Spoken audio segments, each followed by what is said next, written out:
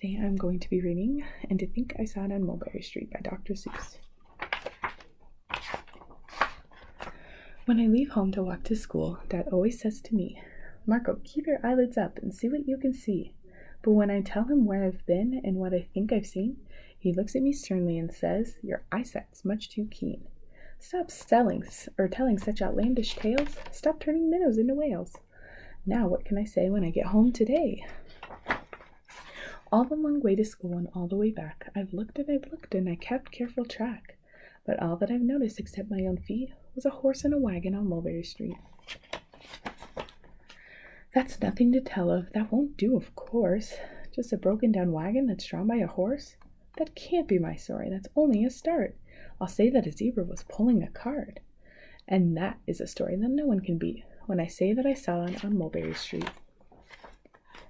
Yes, the zebra is fine, but I think it's a shame. Such a marvelous beast with a cart that's so tame.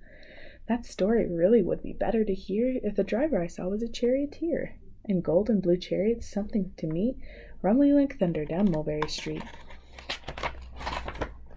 Now it won't do at all. A zebra's too small. A reindeer is better. He's fast and he's fleet.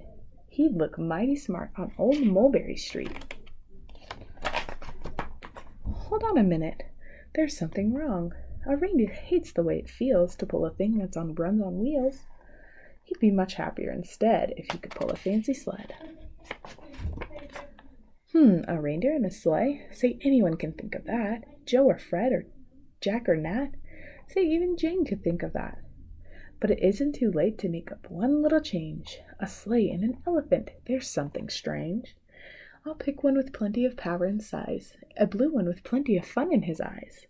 And then, just to give him a little more tone, have a Raja with rubies perched high on a throne. Say, that will make for a story that no one can beat when I say that I saw it on Mulberry Street. But now I don't know. It still doesn't seem right. An elephant pulling a thing that's so light would whip it around in the air like a kite. But he'd look simply grand with a great big brass band. A band that's so good should have someone to hear it, but it's going so fast that it's hard to keep near it. I'll put on a trailer, I know they won't mind, if a man sits and listens while hitched on behind. But now is it fair? Is it fair what I've done? I'll bet those wagons weigh more than a ton. That's really too heavy a load for one beast. I'll give him some helpers, he needs two at least. But now what worries me is this. Mulberry Street runs into bliss. Unless there's something I can fix up, that'll be an awful traffic mix-up. It'll take police to do the trick, to guide them through where traffic's thick. It takes police to do the trick. They'll never crash now, they'll race at top speed, with Sergeant Mulvaney himself in the lead. The mayor is there, and he thinks it is grand, and he raises his hat as they dash by the stand. The mayor is there, and the aldermen too, all waving big banners of red, white, and blue. And that is a story that no one can beat when I say that I saw it on Mulberry Street. With a roar of its motor, an airplane appears and dumps out confetti while everyone cheers. And that is a story that's really not bad, but it still could be better. Suppose that I'll add a Chinese boy that eats with sticks, a big magician doing tricks, a 10-foot beard that needs a comb. No time for more, I'm almost home. I swung there on the corner and dashed through the gate. I ran up the steps and I simply felt great, for I had a story that no one could beat, and I think that I saw it on Mulberry Street.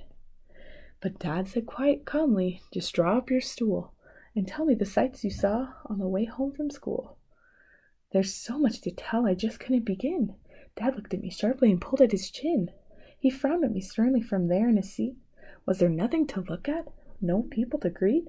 Did nothing excite you or make your heart beat? "Nothing," I said, growing red as a beet, "but a plain horse and a wagon on Mulberry Street."